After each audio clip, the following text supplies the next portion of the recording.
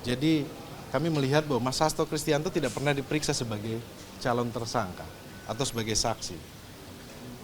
Peristiwa pemeriksaan tanggal 10 Juni, Mas Hasto Kristianto cuma ditanyakan biodata. Nah, ini yang menjadi keanehan.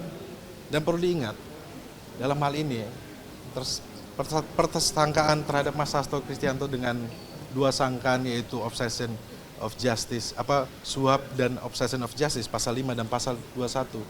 Ini tidak bisa bersamaan, teman-teman, karena Mas Hasto Kristianto sebagai pribadi mempunyai hak ingkar dalam hal membela diri. Nah, ini nanti hal-hal ini akan kita ungkap. Dan juga ada keanehan ketika pemeriksaan bekas penyidik yang diambil keterangannya di dalam BAP. Kami juga mempertanyakan netralitas dari penyidik tersebut yang menyampaikan. Nah, hal-hal tersebut ini nanti akan kita sampaikan kepada kawan-kawan. Tentunya kejanggalan-kejanggalan ini yang kita sudah sampaikan bahwa aspek non-hukumnya lebih terlihat daripada aspek hukumnya. Kita mencari keadilan, kita minta kepada masyarakat dan ke seluruh insan pers untuk kita kawal bersama supaya di dalam persidangan ini seperti yang disampaikan oleh Yang Mulia Majelis Hakim bahwa ini menjadi perdebatan hukum.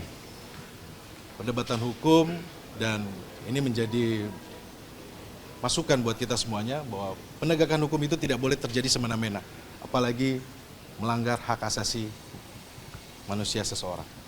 Itu saja ya. Pak, terkait tadi saksi kan disebutkan ada saksi yang disiapkan, apakah itu datang dari ada anggota PDIP yang dibawa nanti, dan jenis dari alat bukti yang dibawa nanti mau apa sih, Pak? Nanti saksi dan bukti kita sampaikan ya, teman-teman, kan masih ada agenda. Besok kita akan ketemu lagi pada waktunya. Penegasan saja, artinya selama diperiksa Bang Hasto tidak pernah diperiksa secara material dari kasus hukum. Iya, kan memang kalau diperiksa sebagai calon tersangka itu kan harusnya ditanyakan, dikonfirmasikan. Ini tidak pernah. Ini nanti kita akan sampaikan lagi ke teman-teman media. Mohon sabar, teman-teman kawal bersama. Mungkin dari Pak, Tambahan terkait petitum perbaikan dari apa? Saya dulu ya. ya. Oke, saya ingin memulai dengan menyambut baik ajakan Hakim pra peradilan Pak Juwanto ya, Ya. yang mengatakan bahwa ini adalah ajang perdebatan hukum. Ya. Nah, memang ajakan ini betul. Ya. Kita punya kesempatan untuk berargumentasi. Nah, tadi Saudara Roni sudah menjelaskan banyak hal. Apa yang kami tulis dalam permohonan pra peradilan yang kami bacakan tadi. Memang banyak kejanggalan, banyak pertanyaan yang tidak bisa dijawab. Penetapan Hasto Kristianto sebagai tersangka sudah dilakukan. Nah, tapi proses penetapan Hasto Kristianto sebagai tersangka ini yang menjadi isu kita. Dan tolong diingat bahwa proses itu sama pentingnya dengan hasil akhir. Hasil akhirnya kan penetapan tersangka. Tapi kalau prosesnya itu cacat, kalau prosesnya itu tidak sesuai dengan due process of law, penetapan itu tidak sah ya, dan harus dibatalkan. Nah, ini yang saya kira sih harus menjadi ajang perdebatan kita dalam persidangan ini. Tidak bisa proses itu diabaikan. Nah, pra peradilan itu sendiri apa? Dia adalah ajang untuk, bukan ajang, sarana untuk mengawasi dan mengontrol abuse of power, penyalahgunaan kekuasaan oleh penyidik. Pra peradilan itu juga adalah sarana untuk menegakkan hak asasi manusia. Nah, Hasto Kristianto punya hak untuk membela hak asasinya sebagai manusia, sebagai tersangka. Nah, tadi kalau disebutkan kejanggalan, banyak sekali kejanggalannya. Kita bisa bicara mengenai bagaimana bukti itu diperoleh, ya, bagaimana proses penyidikan itu dilakukan, dan tadi dikatakan, ya, kami bacakan, bahwa proses penyidikan itu tidak didahului dengan proses penyelidikan. Nah, saya ini berapa kali ke kepolisian, ke kejaksaan, mendampingi ya, tersangka. Ada proses penyelidikan. Nah, ini yang sudah semakin hilang dalam proses ya, pemeriksaan di Indonesia ini. Langsung ujuk-ujuk masuk ke penyidikan. Tidak melalui penyelidikan. Nah, menurut saya kalau ini dibiarkan akan banyak sekali korban ya, yang ya, tidak bisa membela dirinya. banyak sekali cacat yang kita biarkan. Oleh sebab itu, ini betul-betul menjadi satu proses ya, untuk menguji kembali paradigma, parameter pra-peradilan itu apa, dan proses penyidikan dan penyelidikan itu apa. Kalau itu tidak dilakukan, nah tidak ada gunanya kita punya pra-peradilan. Kita dulu tidak punya pra-peradilan. Tadi kita sudah jelaskan bahwa ini asalnya dari Anglo-Saxon system, yang memang ingin memulihkan hak asasi manusia dari siapapun yang ditetapkan sebagai tersangka. Ya. Nah ini yang kita perjuangkan, dan mudah-mudahan ya hakim ya pengadilan ini akan memulihkan kembali apa sih sebetulnya tujuan kita punya pra-peradilan ini. Ya. Nah ini pra-peradilan ini sangat penting untuk penegakan hak asasi manusia. Ya. Jadi proses itu tidak kalah pentingnya dibandingkan dengan output. Ya. Jadi saya tidak keberatan misalnya saudara Hasto atau siapapun dijadikan tersangka, tapi prosesnya mesti diikuti dari awal sampai akhir, tidak boleh ujuk-ujuk langsung ditetapkan sebagai tersangka. Nah ini mungkin sekedar tambahan karena saya sangat tergelitik dengan hakim ya yang memimpin sidang ini, yang meminta kita untuk mengajukan perdebatan. Banyak sekali isu-isu yang kita akan perdebatkan dalam sidang-sidang berikutnya.